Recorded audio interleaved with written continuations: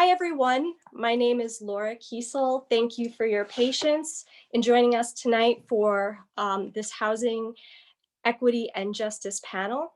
I am going to start with establishing some ground rules and housekeeping for how we're going to be running this. We're trying to make this as inclusive and as equitable a space as possible. So each person who speaks tonight, myself and the panelists, will be offering our name, our pronouns, as well as a quick visual description of ourselves before speaking further. So again, my name is Laura Kiesel. My pronouns are she, her. I am a white woman with long brown hair. You can see behind me, I have green curtains and a picture of a sunset. And at some point you may see my cat, Koki, do a cameo. He's a black cat. I wanted to talk for a few minutes about why I decided to hold this panel. I am a lifelong renter.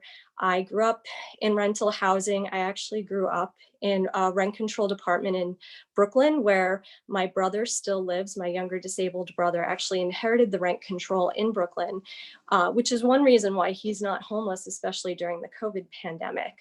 I myself have been a renter my entire adult life. And for the past about 7 years now, I've been a renter in affordable housing.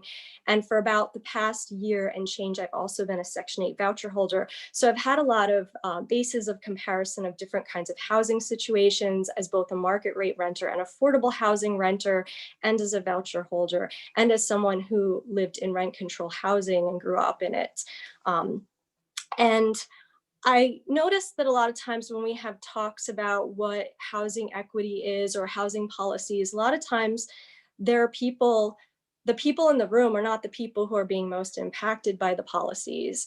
And I wanted to have a panel where we're talking about who's most impacted, about what's on the line. And because of the COVID-19 pandemic, where we're dealing with a looming eviction crisis, I think that this is more pressing than ever. So I'm going to start with my definition of what equity in general is. I am a disabled woman, and we in the disability justice advocacy arena have a saying, it is nothing about us without us. And that basically does mean that any policy or program, unless it has been drafted or designed with significant input and consultation of the people most impacted, no matter how well-intentioned that program or policy is, it will be inequitable and it will likely compound at least some harm. So if you are working on programs or policies that are supposedly tailored to help renters or low-income renters or affordable housing, either tenants or people who are eligible for affordable housing, but no one in the room or the virtual room are people who are renters or affordable housing tenants, and it's mostly people on a more privileged level, then there's going to be problems. And we're already seeing that, and we're seeing that in real time still happening with a lot of discussions around housing, development, zoning, and it's happening everywhere in all of the metro areas. So in addition to being a renter, I am also a journalist, and I write a lot about different economic issues, including housing over the years. Sometimes I've written abstractly, just without me injected in the story. Other times I've done hybrid pieces where I talk a little bit about my own personal experience combined with what's happening in the policy arena. And I wanted to share some facts and figures with us to kind of set a precedent and the stage before we introduce our panelists.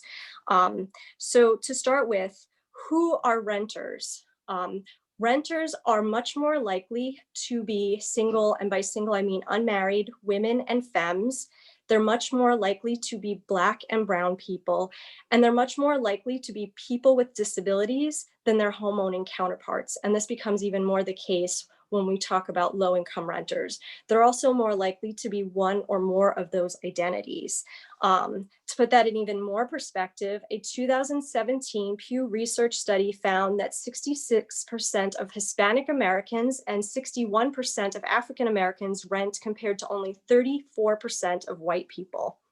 And then we could talk a little bit about the area median income issues. And this is a problem all over the nation.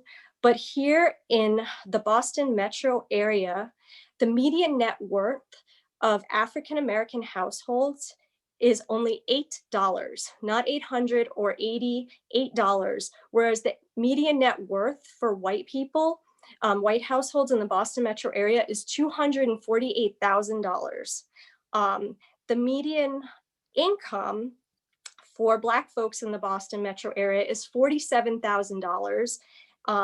And for Latinx households, is $42,000. But for white households, it's $85,000. This is going to be very important later when we're talking about area median income as a determinant of affordable housing and what it means when you have affordable housing available for 80 or 100% of the area median income, which by design will become exclusionary to many people of color. It's also usually exclusionary to people who are on Section 8. And so who are the people who are on Section 8? And for a quick background, Section 8 voucher holders, Section 8 vouchers are the largest subsidy in the entire country for low-income renters. As of 2010, approximately half of all voucher holders were elderly and or disabled.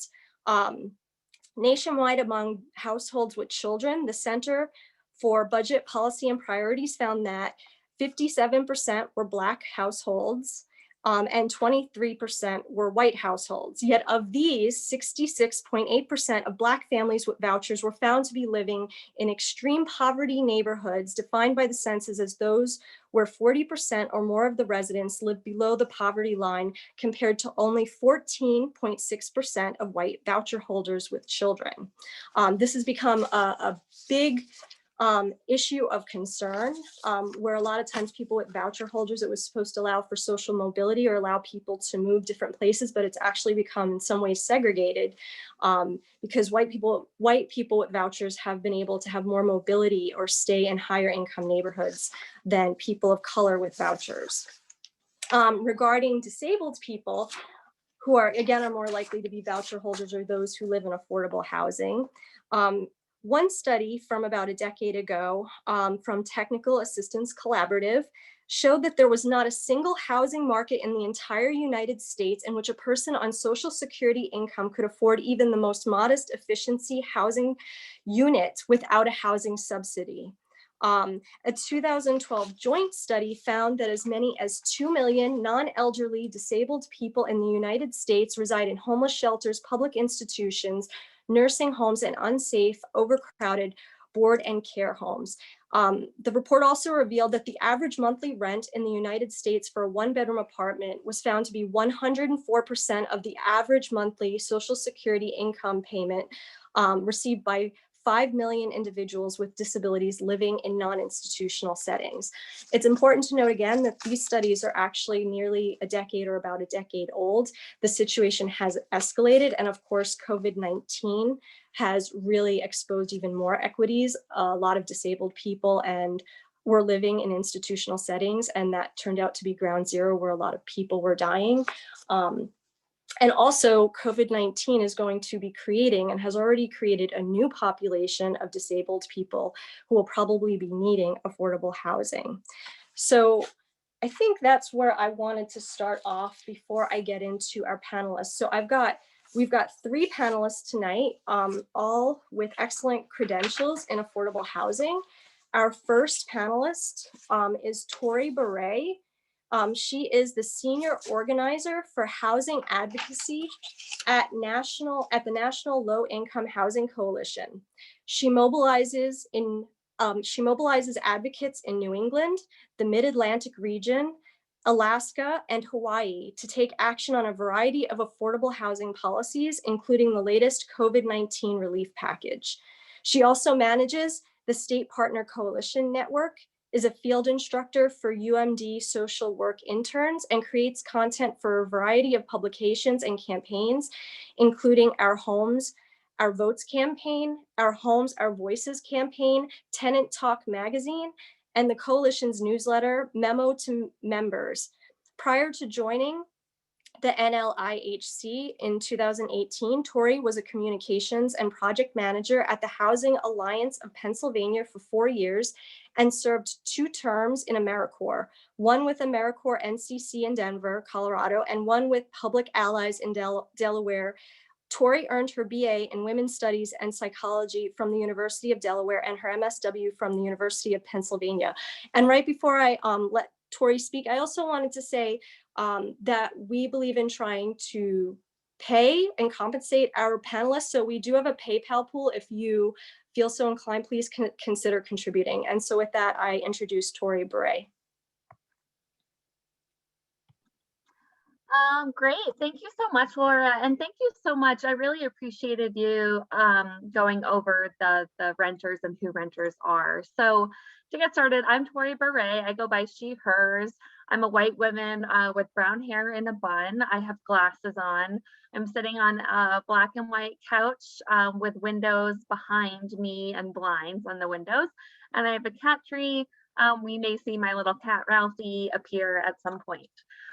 So as Laura mentioned, I am a senior organizer for housing advocacy at the National Low Income Housing Coalition.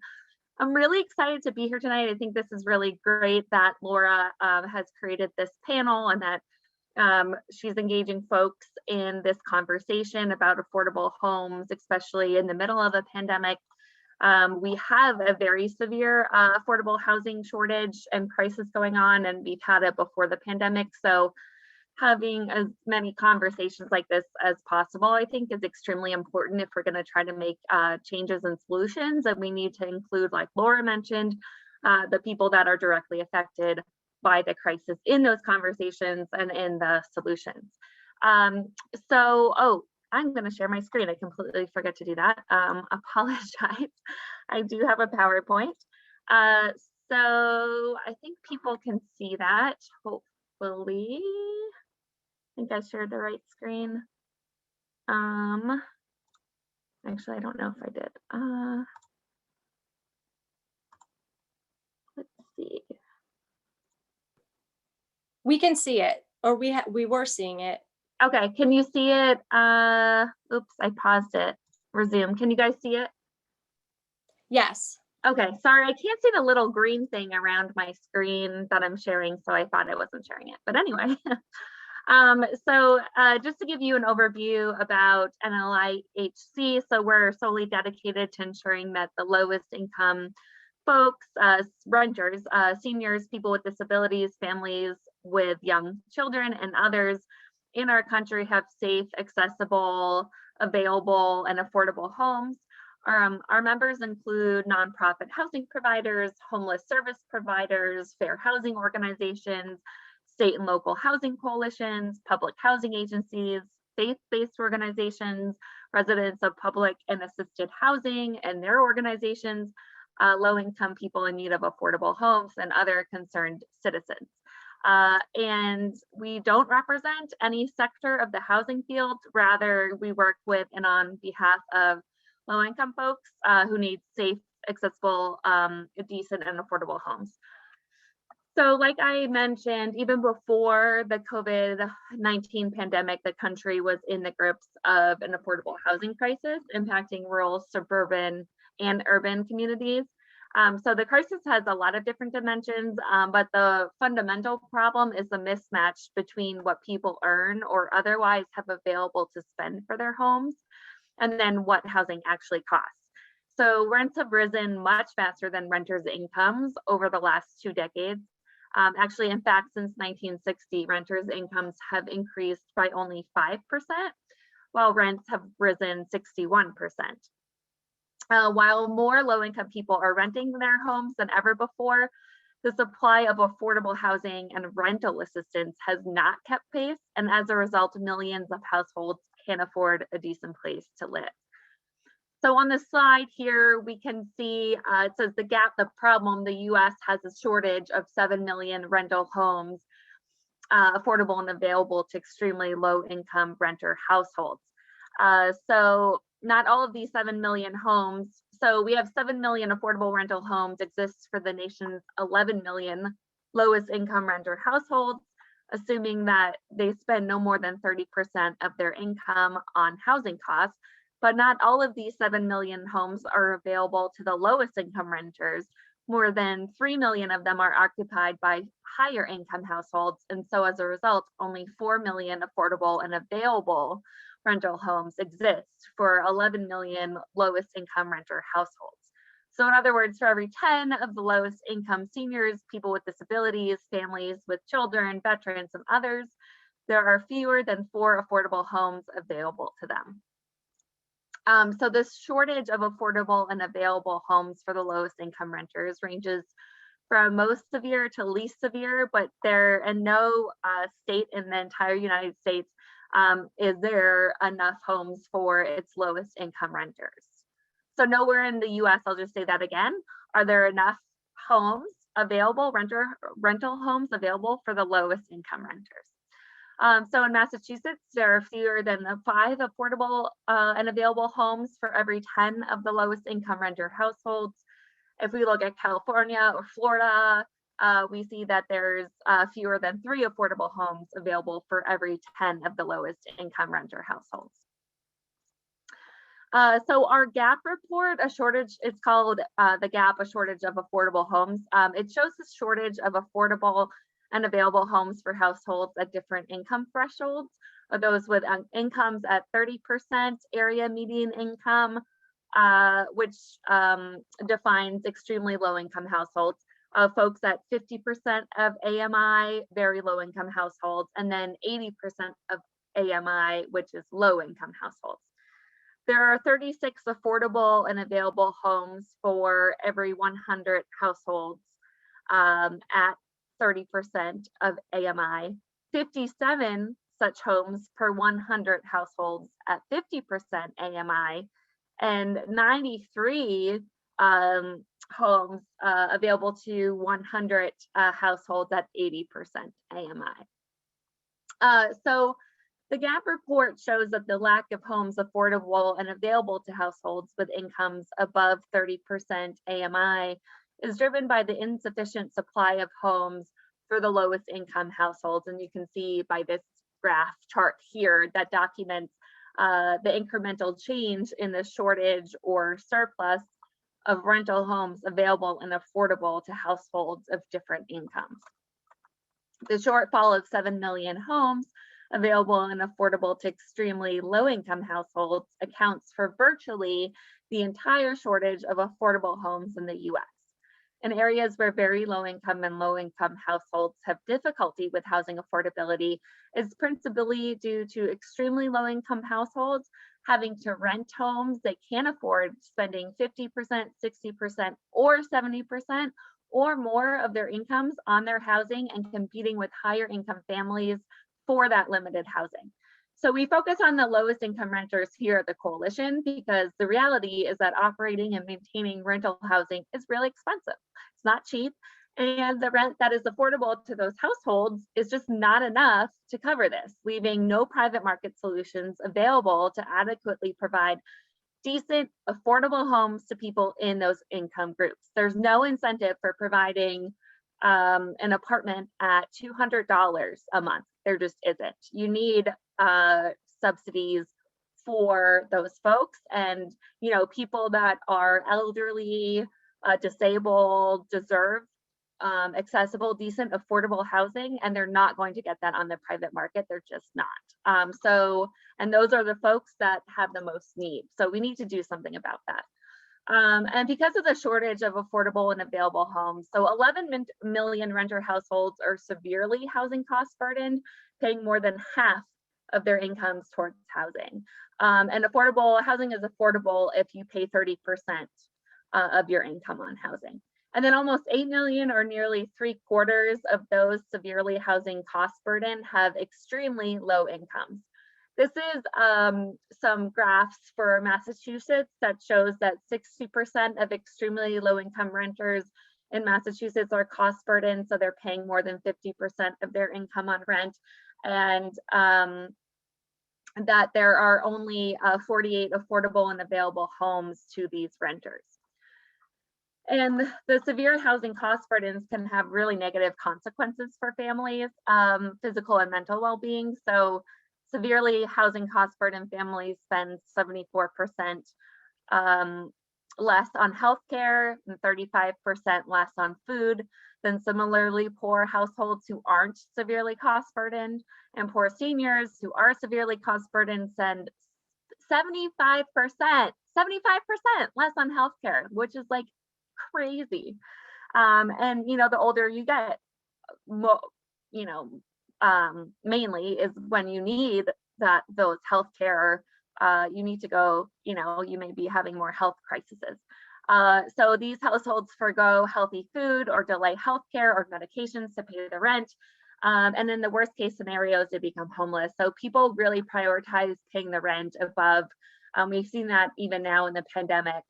We have a lot of partners doing surveys with renter households, and they've been seeing that renters have been paying the rent, but at all costs. So they'll pay the rent and neglect food. They write what expenses they haven't been paying, including food and utilities and healthcare costs and whatnot. So rent is really priority for people, because if you don't have a home, then you're dealing with a crisis on a daily situation. And during the pandemic, it's housing is healthcare right now and has always been, but especially during this pandemic, housing is healthcare. Sorry, I kind of went on a rant there, but going back to so Laura mentioned who renters are, and just to get a little bit more into the weeds there, like she mentioned, there's a lot of folks that are renters that are disabled. So 18% nationally, 43% are in the labor force and work 40 plus hours per week. We have 20 to 39 hours per week, 34%, and then 28% are seniors. So we often have or hear this myth that people that are lower income don't have jobs, don't work, et cetera, et cetera. That's just not true. And then we'll go into, so that I talked a lot about the gap, really the shortage of available homes. Now I'll talk about the cost of housing. So our Out of Reach report estimates each locality's housing wage, the hourly wage a full-time worker needs to earn to afford a modest apartment. So in 2020, the national housing wage was $23.96 per hour for a 2-bedroom apartment and $19.56 per hour for a 1-bedroom. The average minimum wage worker must work nearly 97 hours per week, more than 2 full-time jobs, to afford a 2-bedroom rental home, or 79 hours per week, almost exactly 2 full-time jobs, to afford a 1-bedroom rental home. And while the housing wage varies from state to state and county to county, and only 5% of all US counties can a full-time minimum wage worker afford a 1-bedroom rental home at fair market rent. Only 5% of counties. So let's dig into Massachusetts. When we look at Massachusetts, the fair market rent for a 2-bedroom apartment is $1,847. To afford rent at this level, a household must earn $6,158 a month, or $73,000, almost $74,000 annually. So assuming a 40-hour work week, 52 weeks per year, this level of income translates into an hourly housing wage of $35.52 per hour. So the average worker in the US makes $21.74 an hour. So in Massachusetts, they would be $14. They're making $14 less than they need in order to afford the hourly housing wage, which is a problem. And then if we're looking at someone working minimum wage, they would have to work 111 hours per week to afford a 2-bedroom apartment, and 90 hours per week to afford a 1-bedroom apartment. When we're looking at folks on SSI, this situation is even worse. So I love this little chart on the bottom. It basically shows all the different, it shows the prices of 2-bedroom and 1-bedroom apartments at fair market rent. It shows rent that's affordable at the area median income. And then it shows rent affordable at different incomes. So if we're looking at rent affordable to someone on SSI, we see that that rent is $269 a month. And then we go back up to the top and see that fair market rent for a 2-bedroom is $1,847 a month, and a 1-bedroom is $1,498 a month. So someone on SSI cannot, there's no, I mean, it doesn't even, their income a month doesn't even cover what a 1-bedroom or 2-bedroom costs. Again, leading us to make the point that there needs to be more assistance for folks, you know, with the lowest incomes. So I'll just, I think I'm running kind of short on time, so I'll just give a brief overview of like how we got here. Homelessness, as we know it today, didn't exist before the 70s. The federal government was adequately funding proven affordable housing solutions such as public housing vouchers and project-based rental assistance. And then in 74, President Nixon placed a moratorium on spending for federal housing programs. And a decade later, the Reagan administration gutted funding for housing programs that extended well into the 90s under the Clinton administration. These cuts and demolition of old, dilapidated housing through urban renewal, homelessness began to rise across the country, which brings us today, where decades later, certain programs that HUD administers have still not recovered from these drastic cuts and continue to face inadequate funding. So currently only 1 in 4 households who qualify receive housing assistance actually do, and the other 3 out of 4 are paying way more than they should on their rent. And then this just shows the challenges that HUD sees in terms of getting the adequate funding provided to it. So these are the different programs that are at HUD and the level of the changes in funding levels from 2010 to 2020. So we can see it's mostly negative, except for the voucher programs, which have been kept up to keep up with the rising operating costs. So I just listed a whole bunch of, oh my gosh, this is what's happening and it's not great. So what can we do about it? Well, there's a lot of options that we have available to us actually, especially with a new administration, which is really exciting. But we need to expand rental assistance, which means expanding vouchers and creating a renter's tax credit. We need to significantly expand the supply of housing affordable to the lowest income renters through a variety of different programs, including the Housing Trust Fund. And then we need to preserve the limited affordable housing stock that's out there, including public housing.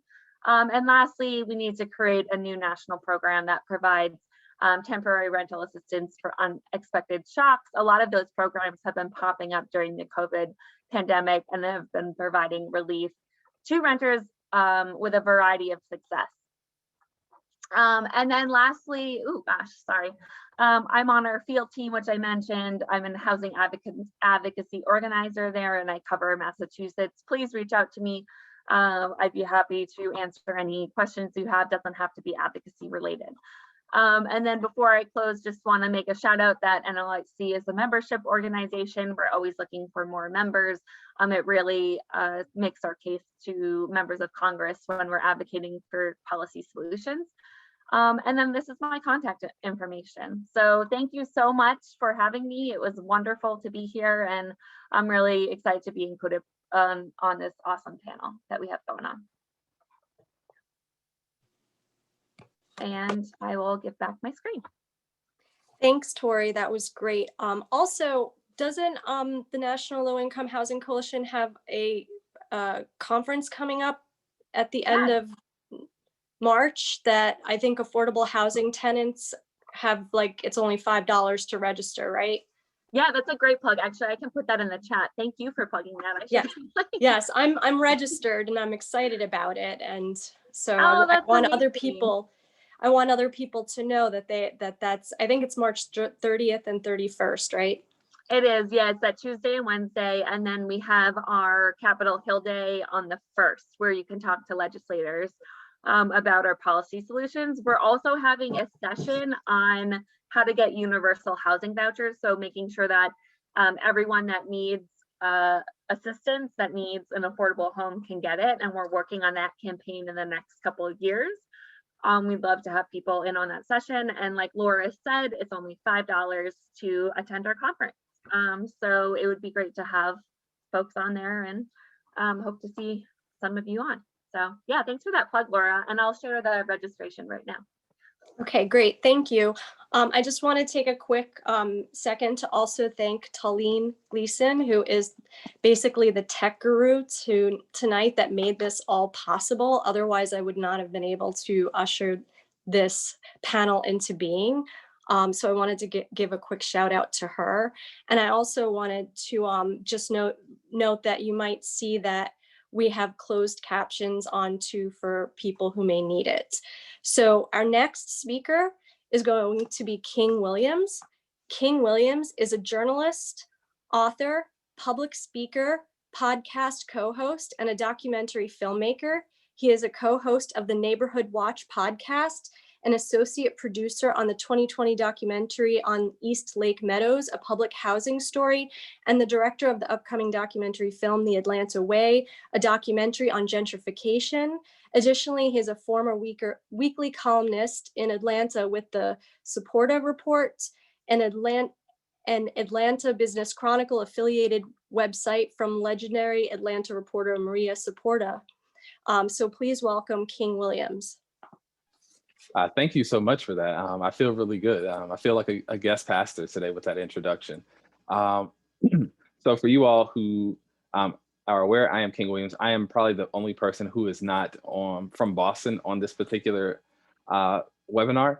But I do want to say thank you all for having me today. So I'm from Atlanta, and I think there are some things that are very unique about Atlanta that makes it very different. In many ways, Atlanta is a national model for a lot of things. One of which is dating back almost 100 years ago, we're the first place in the United States to open up a New Deal related public housing facility, and that being Techwood Homes. 80 years later, it'll be the first one to be torn down in anticipation of the '96 Olympics. And so for the last 30 or so years, we've been seeing different ways of gentrification in Atlanta, but that really has been something that's been going on for honestly the last 60. And so one of the things I like to document in a lot of my work is what is both the macro and the micro changes happening in Atlanta. And so just to get a little more background on me and where I'm from, I think it's important that you get a little context on what Atlanta is and where Atlanta is going. So we're going to now take a quick segue into me taking over you guys' screen. And so you will see me in a second take over your screen, and we'll go over a couple things about Atlanta. All right. So first thing is you need to know where Atlanta is. Atlanta currently sits right in here in between Fulton and DeKalb County, with about 80% of the city of Atlanta within Fulton and DeKalb County. For most people, colloquially, this line you see right here, this red line, is not just a red line in terms of what it means historically. It's actually one of our highways, I-285. So when you think about Atlanta, most of Atlanta fits into this heart, the heart shape of Georgia. And we have 10 counties in our core metro Atlanta area. It was something that built out initially from these two right here, Fulton and DeKalb County. And so what you need to understand is that as Atlanta has grown and as Fulton and DeKalb have grown, it also has done something that's unique to Atlanta, but also reflects on what we talk about affordability and housing. And so I want to bring up an article that I've done for my newsletter, like many journalists today, I'm in Substack, and it kind of relates to what affordability and what housing means. And so it goes over white flight in Atlanta, the new voting power.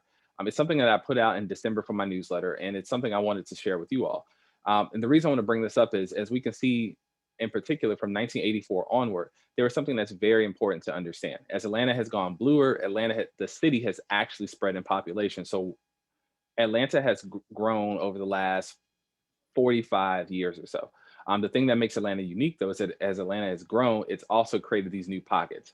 And one of the things that's happened as a result of Atlanta growing, it's caused our city core to decline. And prior to the '96 Olympics, Atlanta had the dubious distinction of being 1 in every 10 persons in Atlanta being within public housing.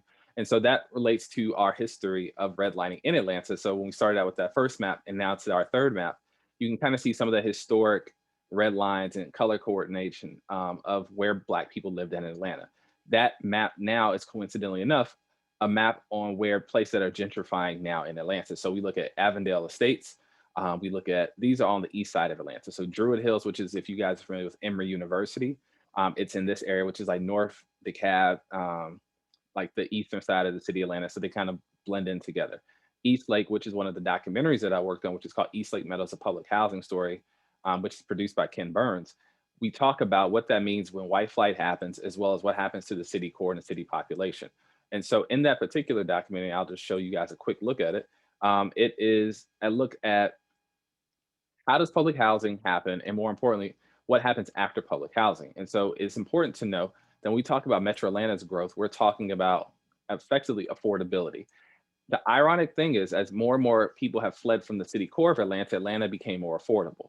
And as Atlanta is still growing, more and more people moving back, and that's causing an affordability issue. And so the affordability issue comes in two factors. One is longtime Atlanta residents, people who are typically working class or middle class, as well as affordability for people who are newcomers. And one of the things I like to give in my presentations to many of the people I talk to, like you all as well, is that I tell people all the time, when it comes to Atlanta, you can be gentrified. So the gentrifier can also be gentrified.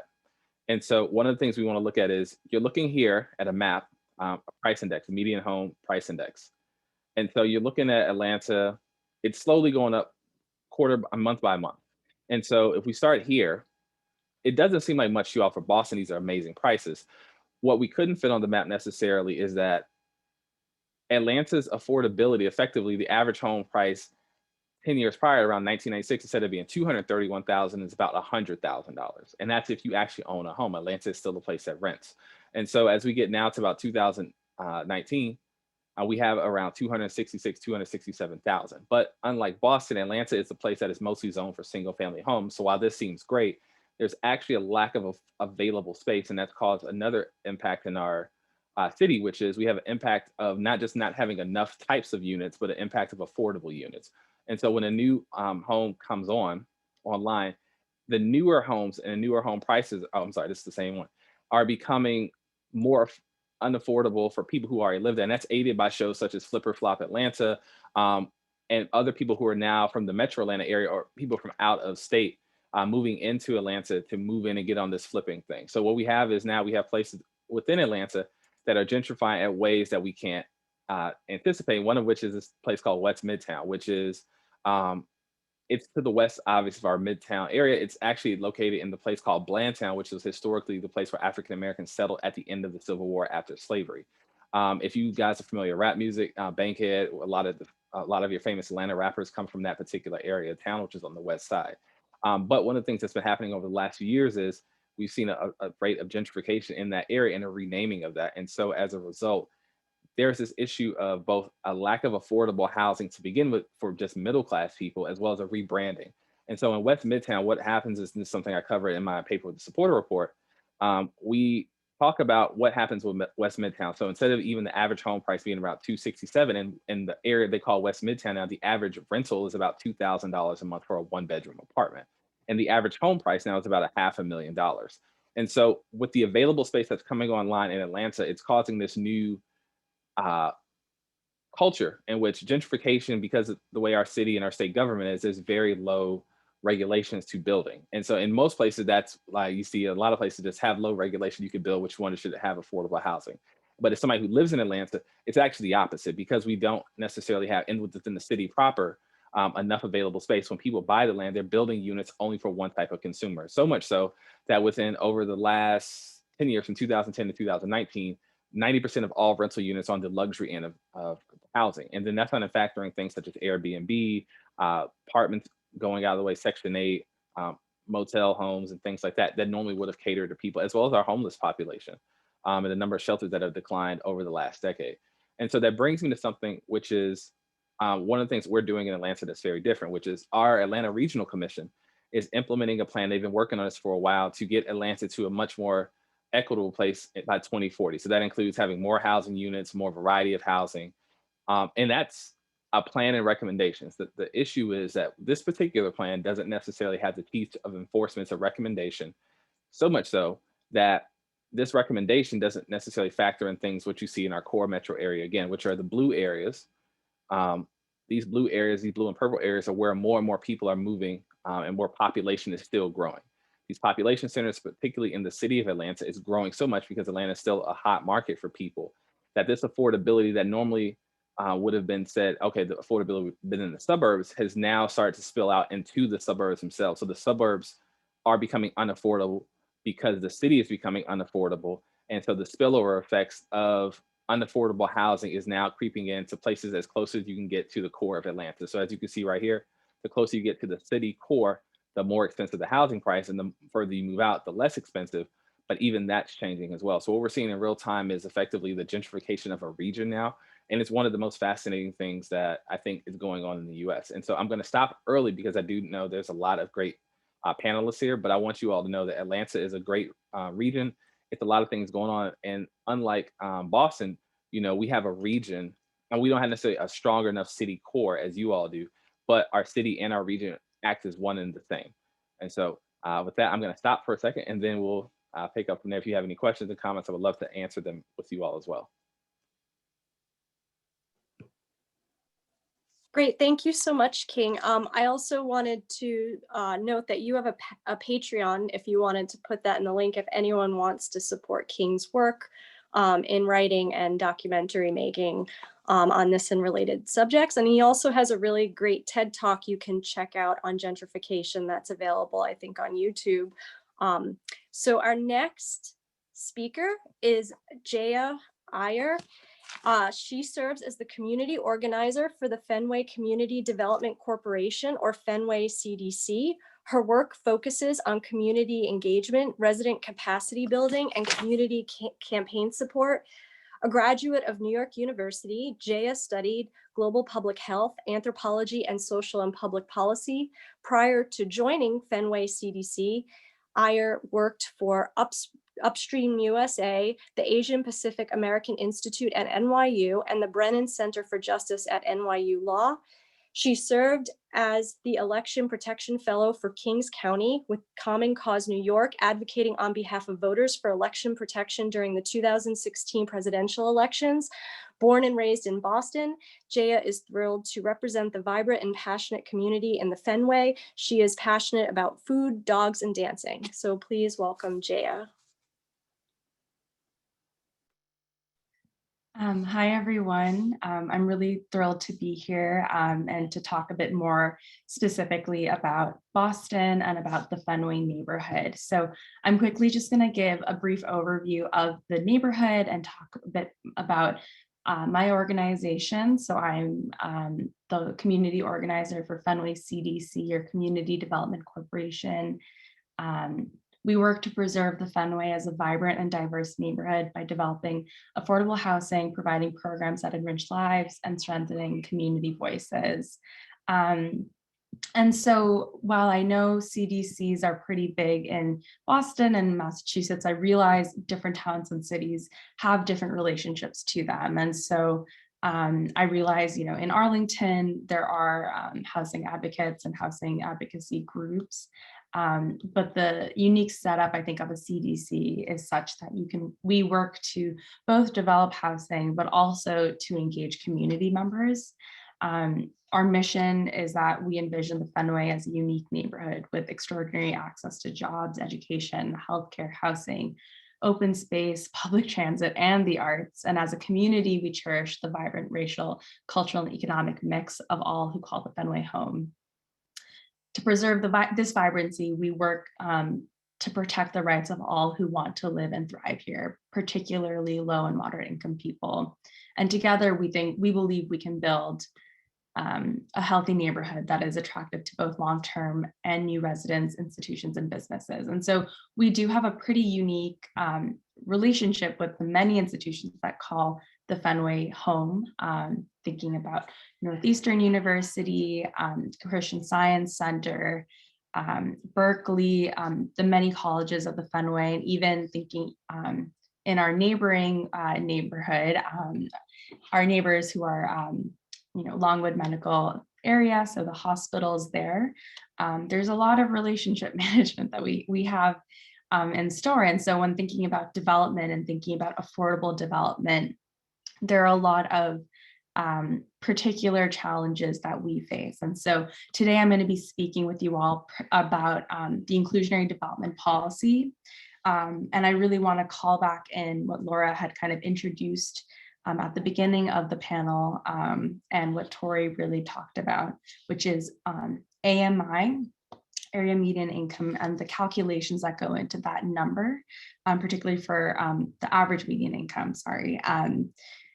So as I think Laura had mentioned, I think the total net worth for white families in the greater Boston area is about $250,000, whereas for Black families, it's about $8.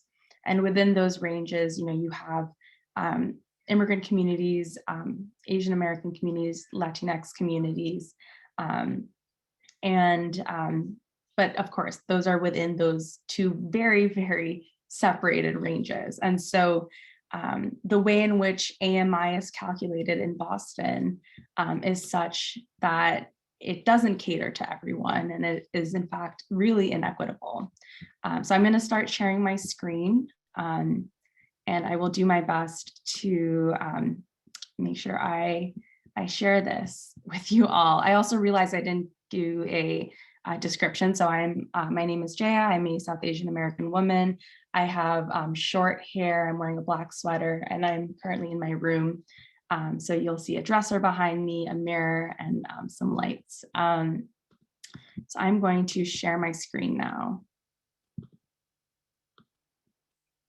So this is going to be a brief history of inclusionary development policy and a brief outline of the policy itself. All these slides are sourced from the Coalition for a Truly Affordable Boston, which my organization and I are a part of. So a big shout out to them. So what is IDP?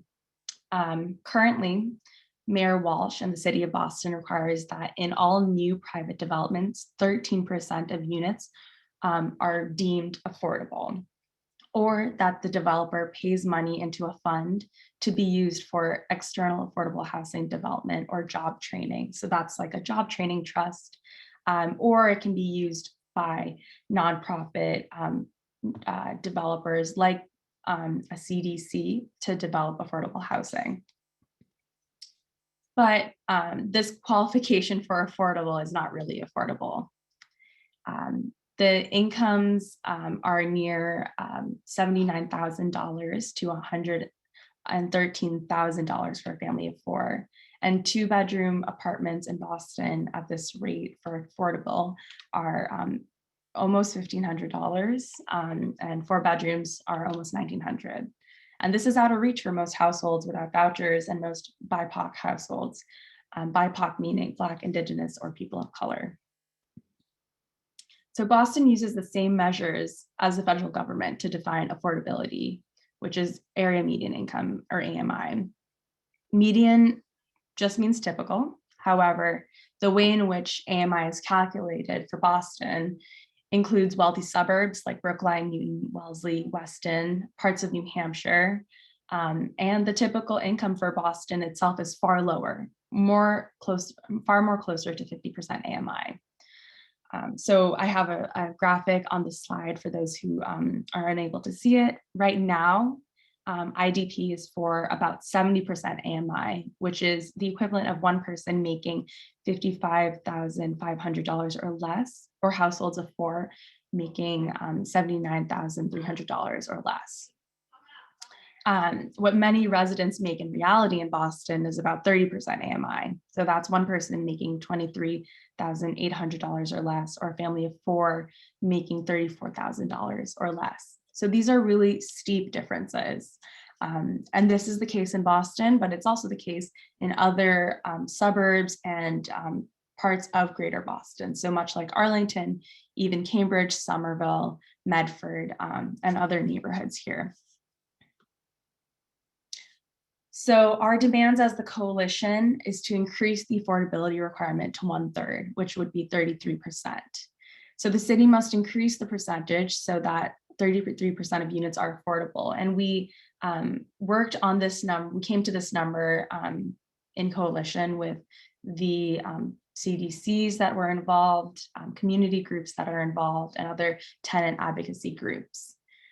We also demand the deepening of the affordability of units. Rental units should be affordable at an average of 40% AMI within a range of 30 to 70. And I think I recalled someone saying in the chat about the way in which AMI is calculated in Arlington. And similarly, people, some community members even, feel that desire and that pressing need of saying, okay, 80% AMI is the goal, but that is limiting. And that is in many ways connected to the internalized and externalized systemic racism that housing policy in the US and in Boston inherently has written into the laws, intentionally or not.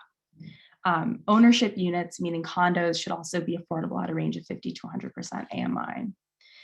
In Boston, there's a unique loophole, which requires that, which means that in units of 10 plus, or buildings with 10 plus units, 13% IDP is required. So many developers creatively have decided to build 9-unit projects to get around this requirement. So we're asking that this threshold be lowered. We asked to ensure that affordable units are permanently affordable in Boston and in many cities across the country. Affordable units stay affordable for a limited term for about 5 years here. And we asked significant transparency. The community deserves to know what's going on with development and with housing, particularly given COVID. Access to community hearings, to zoning board meetings, to the BPDA have been incredibly inaccessible, and as I'm sure it has been in other cities and in other communities. Language options must be made available in order to ensure that full community participation is there. And so when thinking about housing advocacy in your neighborhood, that is something that often gets forgotten about. But it is critical to make sure that the community can engage. So right now where we are, at least in the city of Boston, we had a state level victory. So along with our coalition partners in early 2021, we successfully pushed state lawmakers to pass a law that gives the city more flexibility to reform IDP. Something I wanted to add in, the impacts of COVID on housing have been deeply profound. As of July 2020, unemployment insurance claims in Boston were more likely to be for people between the ages of 25 to 34, non-white, have a high school degree, and earn an average wage of less than $400 per week prior to becoming unemployed. So this plays a role in thinking about who is dealing with the current housing crisis. There was a housing crisis before in Boston, and it has only continued and grown during COVID, particularly in majority Black and Brown communities and neighborhoods. So it's important to not just think about this as a one-off standalone issue. All of these issues are incredibly intersectional. And so taking that lens, you can't not see this without that lens more, is what I'm trying to say. So just to give a policy context, executive orders versus zoning amendments. So what we're asking for is a zoning amendment. What we had previously was an executive order. This means that the policy is at the whim of the mayor. It's not law, and it's therefore not as powerful. So the policy context continued is that the Mass legislature recently passed a law that requires home rule petitions that allow the city of Boston to incorporate IDP into the city zoning code. And we're asking that a zoning amendment be incorporated so that we can make this codified into our laws. So this is my contact information. I also quickly wanted to talk about kind of the ways in which rent control plays a role in this as well. So the city of Boston banned rent control in 1994. And while there have been a significant number of pushes to reintroduce rent control. They have more or less died in either the House or the Senate time and time again. Rent control would be a really strong solution to many of the housing crises that we're facing across the country, and even allowing local options to opt into rent control would strengthen the stability of communities. So yeah, I realize I have talked for a very long time, so I'm going to pause and give the mic back to Laura, but thank you. Thank you so much, Jaya. So we're going to open it up for questions in just a bit. I wanted to just put in a plug that kind of piggybacks off of what Jaya was talking about. As I mentioned, I am a lifetime renter. I live in affordable housing, so I've been paying very close attention to these issues. I have submitted 2 town warrant articles with 2 other renters as my co-sponsors that address similar things that the coalition, well, basically the same things as the Coalition for a Truly Affordable Boston. One of the warrants would seek to, here in Arlington, raise the inclusionary zoning. Right now, it's a little bit better than Boston's. It's 15%, which is 1 out of 6 units. And I'm proposing a range of 1 out of 4, or 1 out of 3. I know the Coalition of Affordable Boston has the ideal of 1 out of 3, I believe, which I agree with as well, but we're also trying to be flexible. And I think 1 out of 4 would be a good start, at least, to guarantee more affordable housing. And the other warrant is, I know that there have been very high AMIs, including for, we recently passed, it hasn't been established yet, an Affordable Housing Trust Fund, but the eligibility criteria, I think, allows up to 100% AMI. And as we've talked about tonight, that's basically very exclusionary to all voucher holders, as well as many Black and Brown people and disabled people. And so I'm trying to have a warrant that would earmark the majority of those funds, at least 3/4 or maybe a little higher, in the 80th percentile, for households making at or under 60% AMI, so that it can more meaningfully offer affordable housing for those that need it. And I wanted to open that up too about affordable housing trust funds. I think Tori knows a little bit about those, and again, what it might mean if the AMI is too high, and what is the preferred cap to ensure that those trust funds are used to ensure that the people who need it most get access to the affordable housing. So Tori, and anyone else too on here who can address that or speak to that, do you have any ideas? Sure, yeah, thanks, Laura. So with the National Housing Trust Fund, we actually target it to go to 50%, people making 50% AMI and below. So any of that funding, it can be used for rehab, it can be used for new production and rental assistance and whatnot, but it has to go to people, like I said, making 50% AMI or below, and having targeting for those funds, I think, is very effective in terms of making, assisting,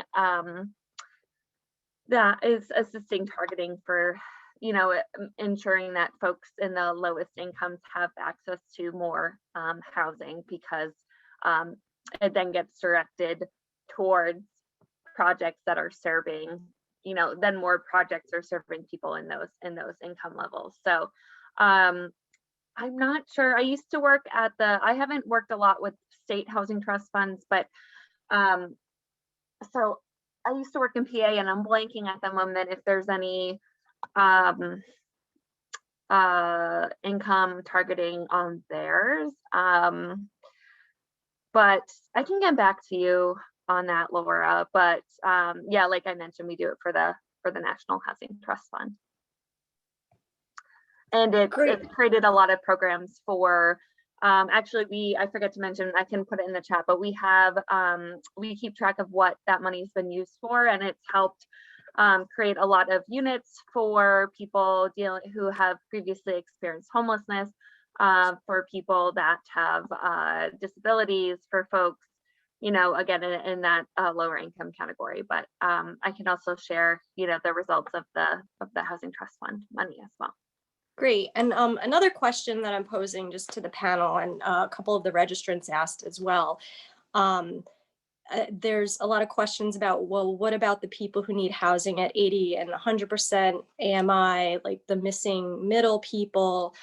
Shouldn't they have housing too? And I wondered if anyone wanted to address that question, or what that means too when you have affordable housing and have those different levels of AMI.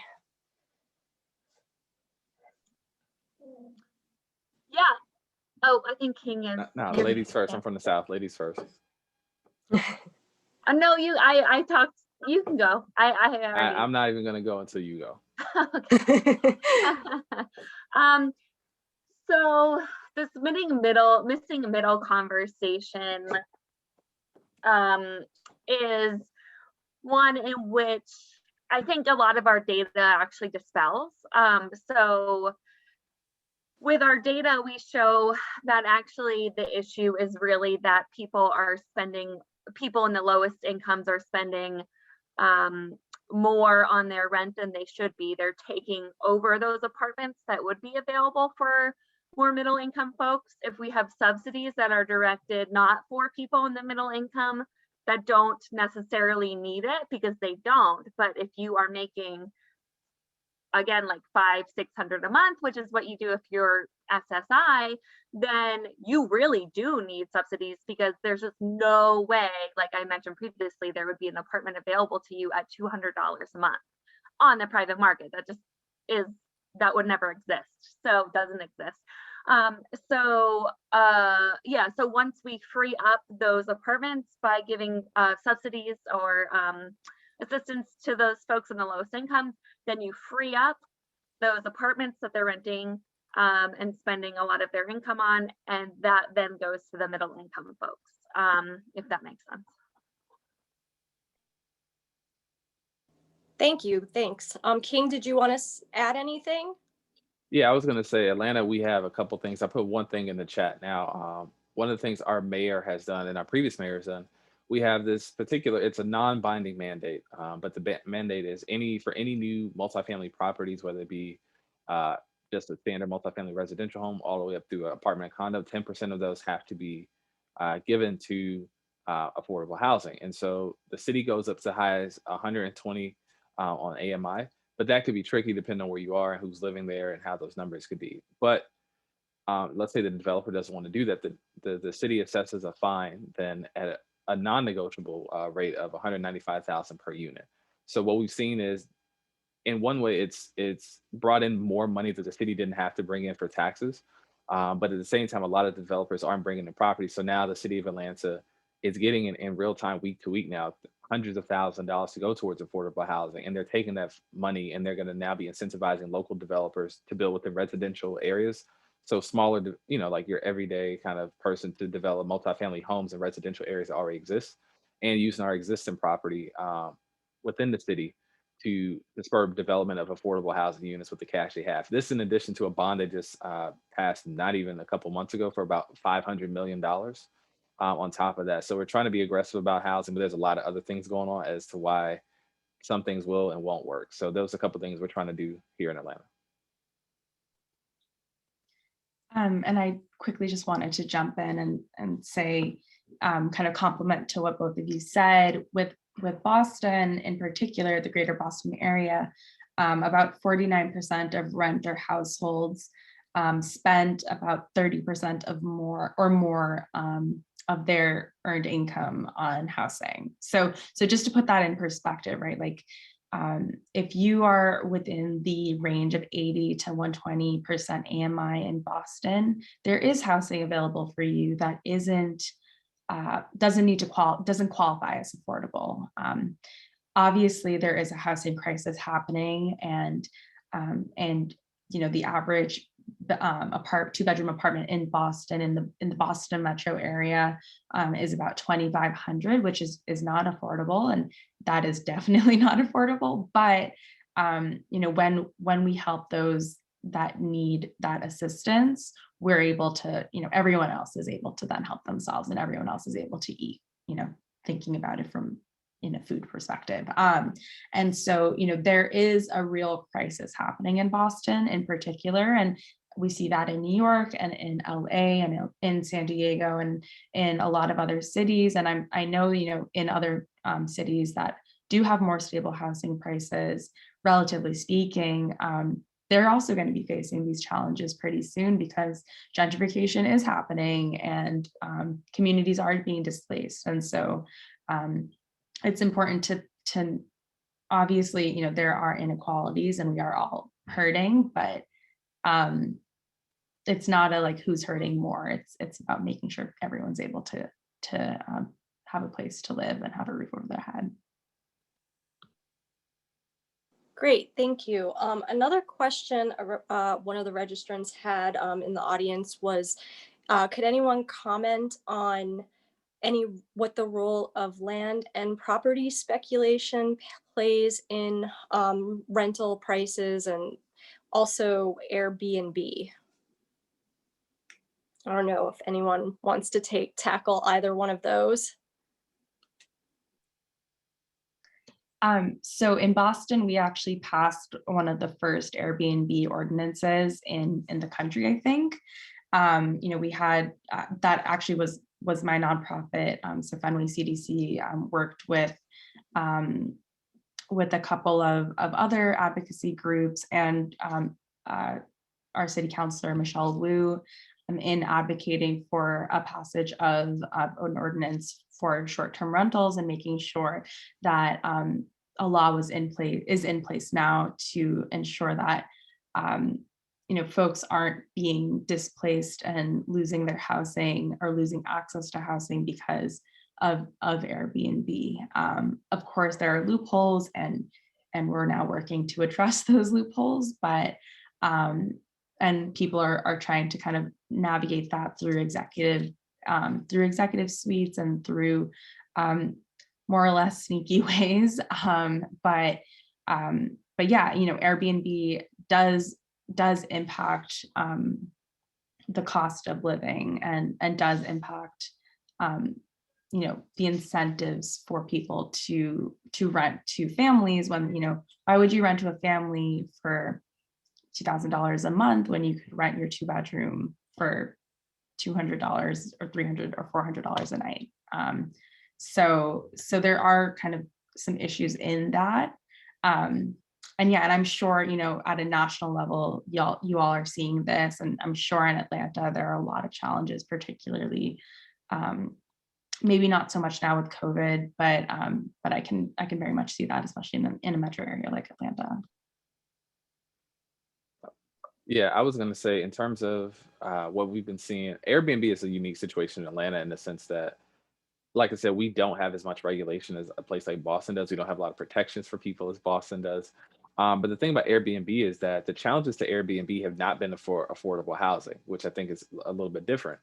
Most of them have actually been this Atlanta. I can't say this any other way. It's a very young kind of party kind of centric city. So what we've been seeing is like local residential challenges effectively trying to ban how many people can even stay at an Airbnb. It's been difficult because Airbnb is a private company. This is a red state that gives property owners all the rights. So we've been having, in some cases, entire homeowners, HOAs and things like that, just saying if you rent in this area, you'll be kicked out, or we'll fine you, or they're taking challenges to court over Airbnb.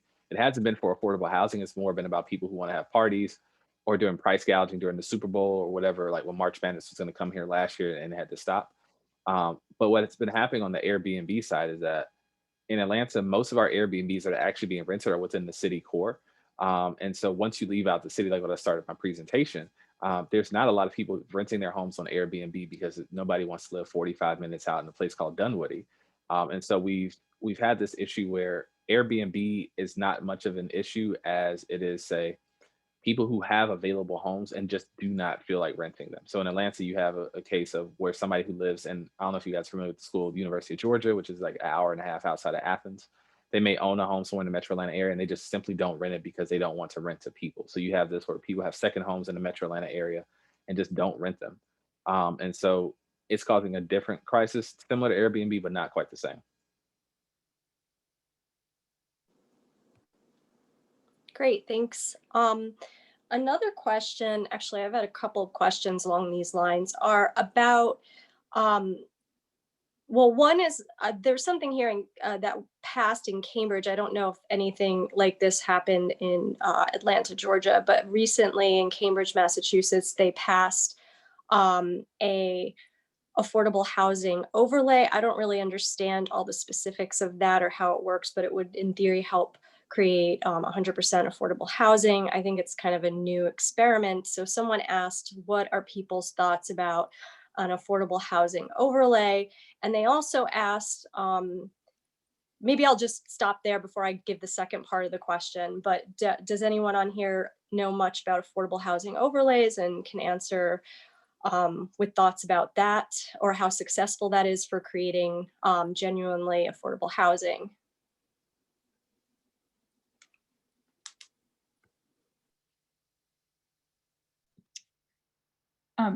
Tori, I don't know if you wanted to go at all, but overlays. So overlays, from my understanding, I looked briefly at the Cambridge law.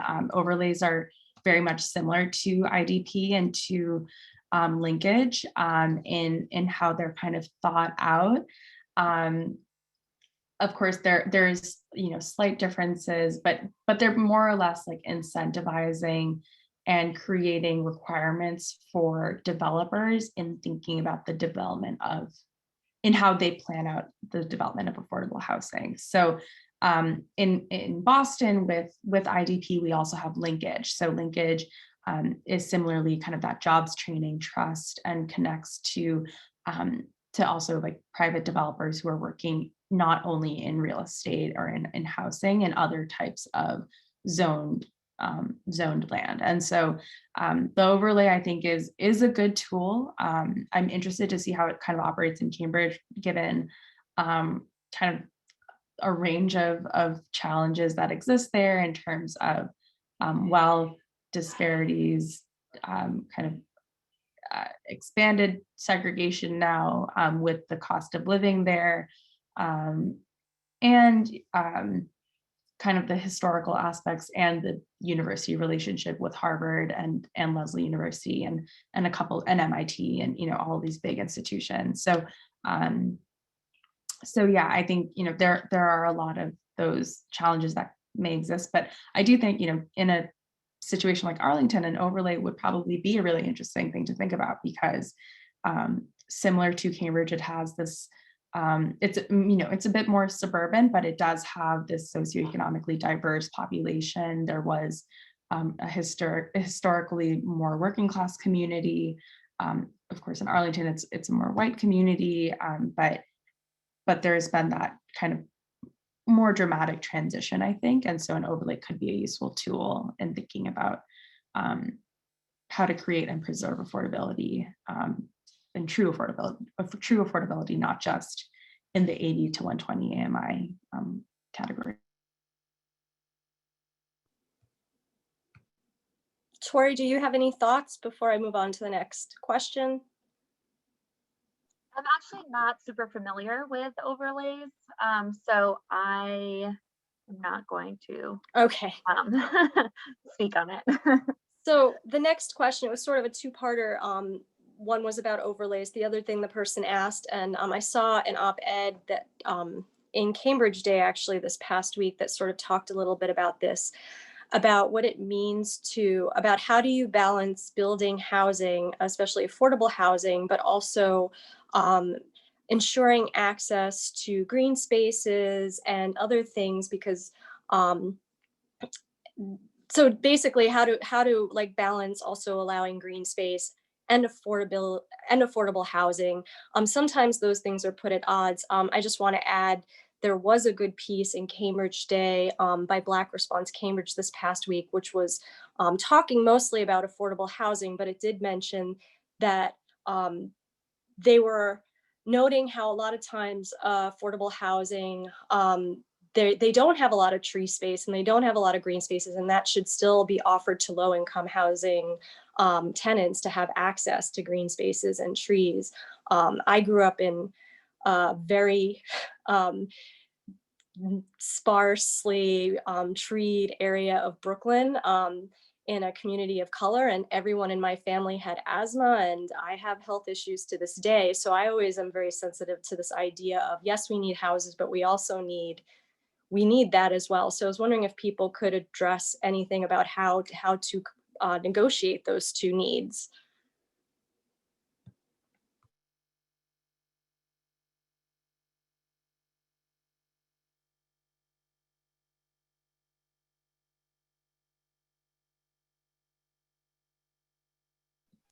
I guess no one's gonna answer this one. No, it just seemed like very awkward for a second. I think that I'm not as familiar with Boston, so I want to be clear. The place, is this place that you're being, is that in the city or is this a suburb?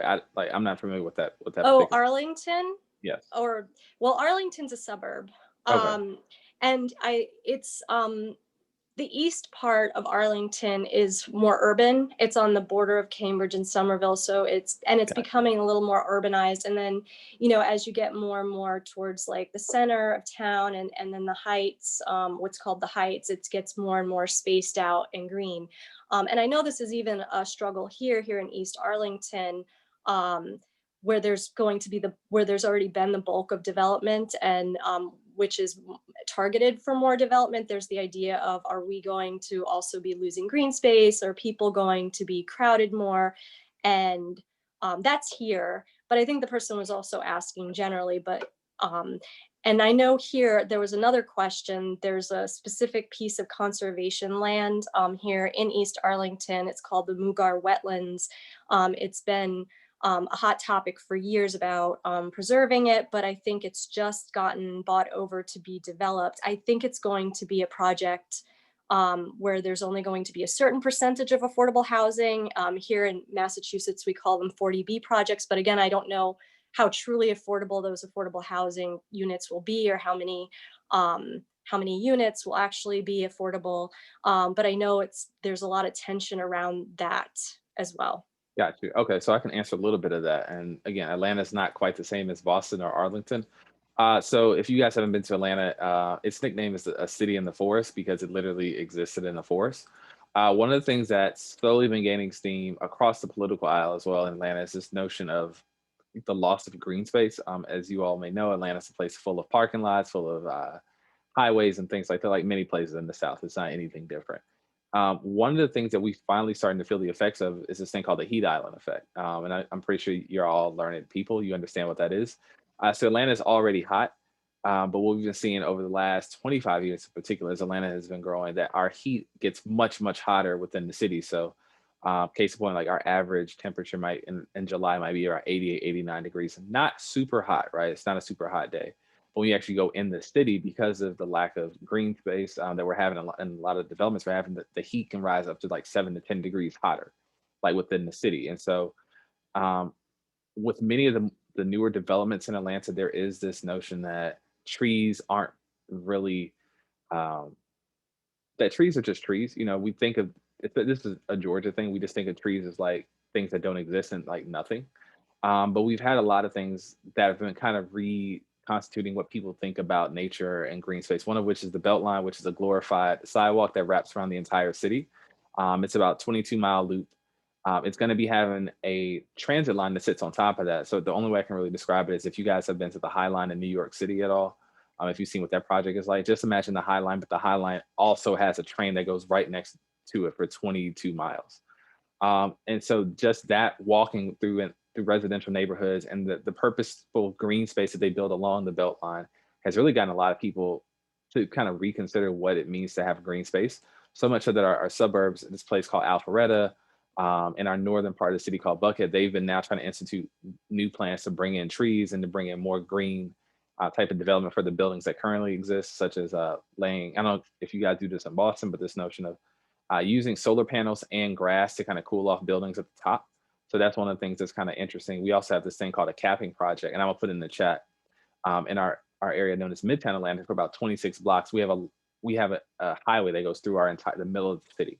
So there's a plan that just came out today that's looking at putting a cap, like literally like a a large concrete cap over that part of the highway and building that as like its own internal central park within the city of Atlanta to kind of make up for the highway that kind of destroys and it helps build into this heat island effect. So those are ideas that have been floated around like today. And so that's kind of the way of kind of thinking about what that means to go green and to bring in green space within the city.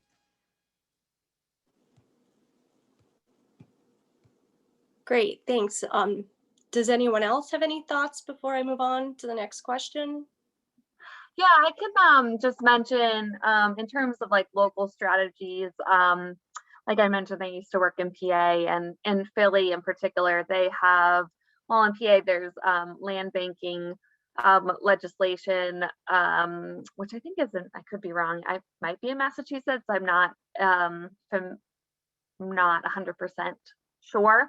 But basically, land banking allows for these properties that are delinquent to be repurposed and affordable, really like purchased and converted into a lot of folks in PA have been repurposing them into affordable homes or using them to create urban spaces, urban parks, so urban gardens, things like that. So that's one hyper-local strategy. Another is just housing choice vouchers, and there was an effort a couple years ago before the Trump administration to roll out fair market rent FMR vouchers, which would be more targeted, so that they would be more targeted to ensure that people can get into areas that are higher, that have higher fair market rents, and they can, because oftentimes people will have vouchers, but they can't use them because the voucher won't cover enough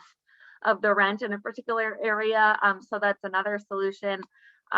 Dr. Brown is actually just released the book, The Black Butterfly. I highly recommend seeing if you can listen to his discussion, but he mentioned one thing that really stuck with me, which was we don't want to invest in these traditionally disinvested communities. We want to appropriate funds, and we want to create public, and we want to create like public goods in these areas, because investment implies that it implies a capitalistic, like there's something to be taken from those investments, whereas appropriating money and building up these neighborhoods and creating space, more community spaces and more green spaces and things like that, it implies that it's a public good, it's a public service, and that there isn't anything to be taken out of it. So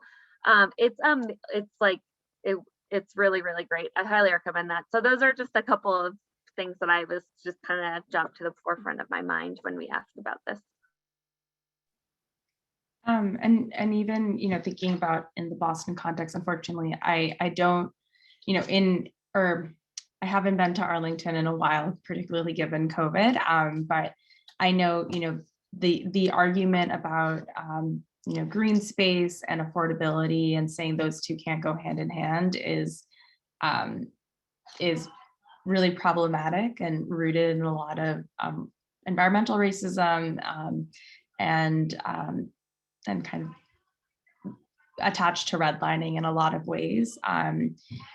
Something that the Fenway definitely benefited from was the creation of, or the existence of the funds, and the creation of the Olmsted Park, and having green space present. That being said, the Fenway is one of the few neighborhoods in Boston that really has those tall apartment buildings. And there is this, disconnect compared to other parts of Boston where there are more green space, and similarly with Arlington, where there are a lot more trees on the sidewalks or on the streets in the community. There are more parks. And so I think that is definitely something to kind of think about if folks are saying, the fact that someone would even think about who deserves green space, I think is the bigger question, and really thinking about, where does that come from and what does that mean? Yeah, and I just want to mention, there was this really great study that came out in the summer by African-American urban ecologist named Chris Schell. I think he's in the Northwest, but he did this study that basically showed um, the places with more green space, more tree canopy, and were obviously the places that had better health outcomes were whiter and were more likely homeowners, and the places with more sparse trees were tended to be the communities of color, the low income areas, the renter areas, and those had the worst health outcomes and higher rates of asthma, higher rate of respiratory diseases. And so he was making a correlation that, and also those areas were much hotter. They had those like kind of urban heat island effects. So those mostly renters were dealing with just really really unhealthy heat wave type situations in the summer. So he was saying like we need to like also have trees in all these areas too, or else it's really, like you said, it's basically environmental like racism and classism. That was a great study. So I just wanted to plug it. So I'm gonna just see, I think a couple people had questions maybe left because their questions disappeared, but we have a question about 40B, which I don't know, King might not know what that is. I'm not sure if Tori knows what that is. I'm taking it Jaya would know. 40B is like the law in Massachusetts, which allows developers to forego certain, I think, red tape to building as long as they allow a certain amount of their units. I think it's between 20 and 25% to be affordable, but I know the people are frustrated with it because sometimes, again, the AMI is kind of high, usually 80% AMI. So some people said, could we talk a little bit about 40B and what that means for affordable housing? Yeah, so I will be honest, I am not super brushed up on my 40B knowledge, but the language for the bill from the state is that 40B is a state statute which enables local zoning boards of appeal to approve affordable housing developments under flexible rules if at least 20 to 25% of the units have long-term affordability restrictions. So that, more or less means that private developers have the ability to kind of work, if they create a certain threshold of affordability, they're able to kind of work around certain restrictions or rules in terms of, my understanding is in terms of like height of the building or purpose or other kind of criteria. So it's complicated because, yeah, like the affordability, the AMI qualifier at the state level is not the most affordable. And so it really is, it's complicated because again, it goes to like I forget what the phrase was, but like the 80 to 120% AMI folks, or like the forgotten middle or whatever, like it kind of panders to that crowd more or less. And I'm not sure exactly how it manifests in Arlington, but I would imagine that that then your 15% IDP requirement, or your 15% more or less like IDP requirement wouldn't necessarily have to happen, which then makes it challenging because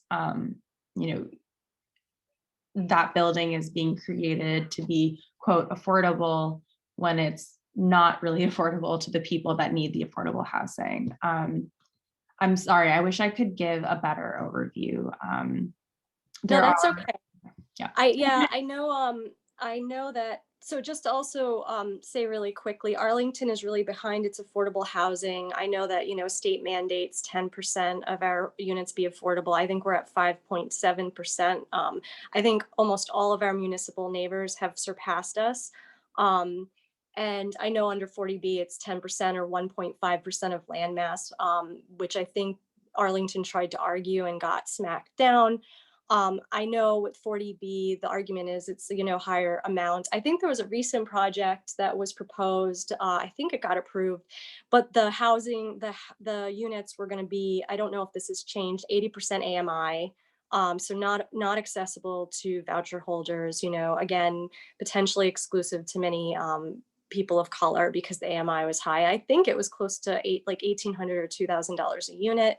I don't know if that's changed since I was paying attention to it this summer, but I did watch a housing panel that was run by our town's Human Rights Commission. And at the very end, it was mentioned that municipalities do have the ability to pass laws to compel 40B developers to say, if you're going to do affordable, it needs to be at this AMI, or this tiered range of AMI. It needs to be 60% or lower, or you need to have X amount at 30% AMI so that it could actually match. So if that's true, it seems like 40B could be used if there were the proper mandates to create actually more genuine affordable housing. I don't know if there's been any municipalities that have actually passed laws in Massachusetts to compel that, but that was mentioned. But I think that that's a lot of frustration with people is that the 40B projects come in, the affordable housing units don't really seem that affordable, aren't really affordable. And then of course, sometimes the rates go up of their neighbors when there's this new development, rents go up, even though they say that's not supposed to happen. In my experience, when a new building goes up, usually my rent goes up. So does anyone else have any thoughts or know anything about 40B before I move on? It's a very specific Massachusetts thing. No, I So see that. I was gonna bring up one thing in like 10 seconds, which is Sure. we have a small city called Decatur, which is right outside the city of Atlanta. They're doing some interesting things related to AMI. I was gonna put the link into the chat on that one. A lot of things urbanists want to talk about, like they're really going hard about density bonuses for developers, opening up for ADUs, opening up for multifamily housing, and really trying to enforce like higher density, higher quality development. There's a real small, I mean, it's a smaller place, obviously, but I was gonna put that in the chat. And so one of the things they've been trying to do as a circumvent to AMI, because in Atlanta, like I said, we don't have those same restrictions. So what developers do, they kind of take it as like a suggestion, they don't do it. So the municipalities are trying to make it more incentive financially to go with this more affordable housing plan. So I'm gonna put that link in the chat. You guys can take a look at it if you want to see that.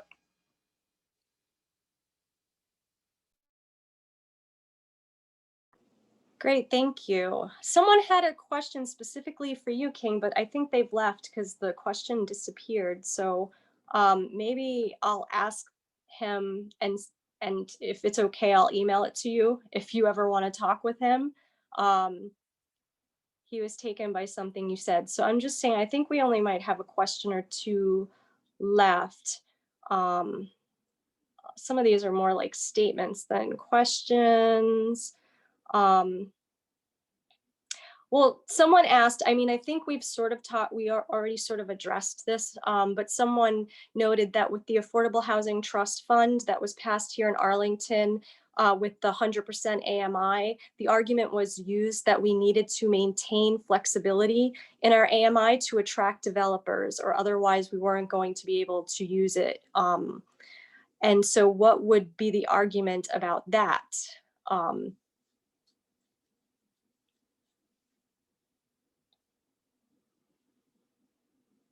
Could you repeat the question? Sorry. Sure. So the Affordable Housing Trust Fund that passed here in Arlington, it allowed, so it's going to be in theory to create affordable housing.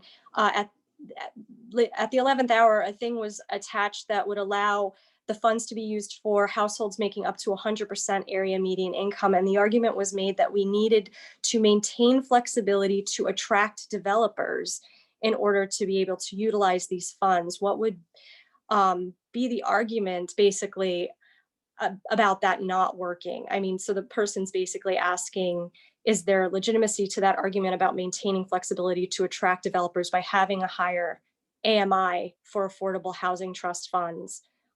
Or what is the argument against that?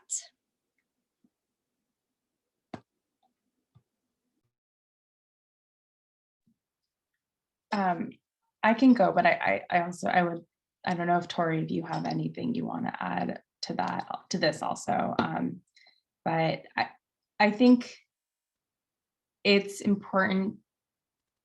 There are developers who are willing to build and to develop, to create developments that serve folks of lower AMI than 100%. I think there's a lot of kind of classism wrapped into the idea that developers don't want to build affordable housing, or like developers don't want to build things for poor people. And like, there's a lot of, I imagine, internalized classism there and like racism there, which like makes sense because we are in a very capitalist society that doesn't think that we can prioritize poor people or lower income people or folks that, you know, need housing. And so, yeah, I think there definitely is an argument against that. I think the argument is that you just need to look harder for the developers who are willing to do that work, because if the trust is already there, then the money is there. It's not as though there isn't the money. Kind of going back to Tori's point, people aren't going to just willingly create units that are $200 a month, but if there's a trust there and if they can make sure that they do get some money in their pocket, like they will build it, because the math is there, the math has been worked out. And so yeah, that's my 2 cents. Yeah, that's really well said. I would agree with that. And also, it's not like that's the only money you can use. Like, you layer funds, right? So like, it is, I will say, I've taken one affordable housing development class at NeighborWorks. NeighborWorks is great. They offer a lot of classes. I took one and whew, it was over my head. It does get complicated. You have to, like, I don't know, like figure out all the costs, and it gets really complicated really fast. And I'm definitely not an expert in developing affordable housing whatsoever, but I do know that you can do a lot of layering and that there are like a lot of options in that sense. I feel like more of a deterrent would be in a lot of places like zoning laws and things like that prevent affordable housing from being built, as opposed to developers. You know, there may be issues going on in terms of like what's allowed with the land or whatever that could pose barriers. But yeah, the 100%. Yeah, I agree about the classism thing. It just, I mean, that's just, no. I'm a little tired, sorry. Just to put that in context, I think here in Arlington, when I asked how much the 100% is, I think it was $86,000 for a single person, $93,000 for a family of 2, and I think it's 6 figures for a family of 3. So just so people know what we're talking about with 100% area median income.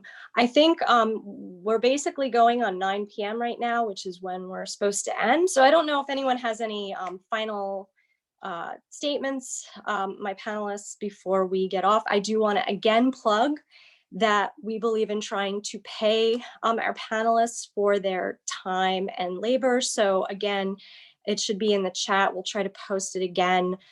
We have a little PayPal pool. We already do have some money, but I'd love to give them as much as possible because they've been so good for working with me. They've spent so much time talking with me on the phone before we even hosted this. Tori and King, I've been talking to since this past summer about this. And so it just kept getting pushed back for different reasons. And then Jaya was just super into the idea of doing this when I asked her, I think about a month or so ago. So this was great. So please consider kicking in a few dollars if you found this informative tonight, and also follow them. If they have Patreons, consider becoming a patron, and consider going to the housing panel that the National Low Income Housing Coalition is running at the end of next month, because that will be also very informative about these topics. And also consider looking up the Coalition for a Truly Affordable Boston. They really do have a lot of great resources on their website. And even though it's Boston proper specific, a lot of that can be related to Arlington in terms of like AMI issues and IDP, because We're basically using the same formula for AMI, since it's the metro area that calculates it with just some slight differentiations, but for the most part, it's the same formula because it's this larger metro area. And I just also want to say for my 2 warrants, I'm really happy to say that City Life Vita Urbana, which is like one of the foremost housing activist groups in the Boston area, has agreed to endorse both of my warrants heartily, as has the Boston Tenants Coalition, the Disability Policy Consortium, and several other racial equity and disability justice groups and tenant activist groups. So yeah, if any of you have any final statements before we log off. Just thank you so much for hosting this, Laura. I'm really happy I was able to participate and get connected with Tori and King. Same here. Thanks so much for having me. And yeah, it was great to be on this panel with y'all. I want to say thank you all for having me, and I am very active on Twitter and Instagram, so it's at I am King Williams. We can talk about this or whatever you want to on either one of those platforms. Yay, great. Thank you, everyone. And I also want to just say this is being recorded, and we will be posting it in a few days to my YouTube channel as well, which is Survival Writer. So if people had to log off early or missed this, they'll have an opportunity to view later on. Okay, thank you, everyone.